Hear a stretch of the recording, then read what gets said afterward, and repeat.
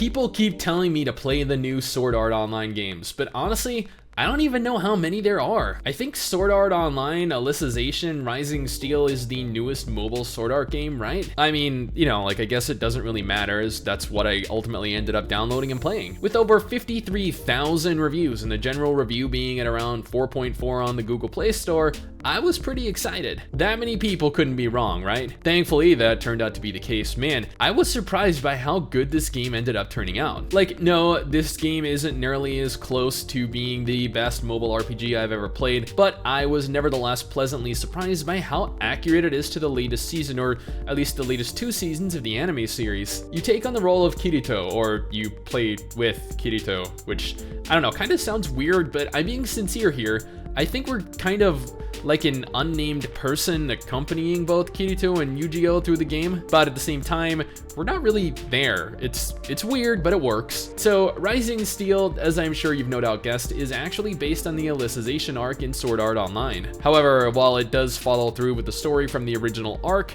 Rising Steel actually contains additional original content that was developed exclusively for the game. Whether or not that's going to have a positive effect on how much enjoyment you get out of it remains to be seen, but more content is never bad, especially if it's canon content. Graphically, the game looks pretty damn good. The character models themselves, both in cutscenes and battle alike, and even when just exploring the very different environments, are incredibly accurate and faithful to the anime. I'll admit that the movements are a little jarring and disjointed at times and lack a certain level of fluidity, but it's beautifully crafted. While exploring, you don't have the ability to freely roam. Instead, you move along either horizontally through the area or vertically to move to a different level of the area you're exploring. There are random encounters while out in the field, and every field you explore results in a boss battle. From what I could tell, those battles consisted of more or less a larger, stronger version of what you'd been fighting. There are plenty of mechanics in battle, but it consisted more or less of choosing whatever the enemy was weak against and building up your gauge to utilize a special super duper mega powerful combo attack. I know that's not what it's called, but I feel like that's generally what it is in every single game that has this kind of system. The skill effects you're given access to are all very flashy, and while the description page claims that the battles are as flashy as they are in the anime, and trust me,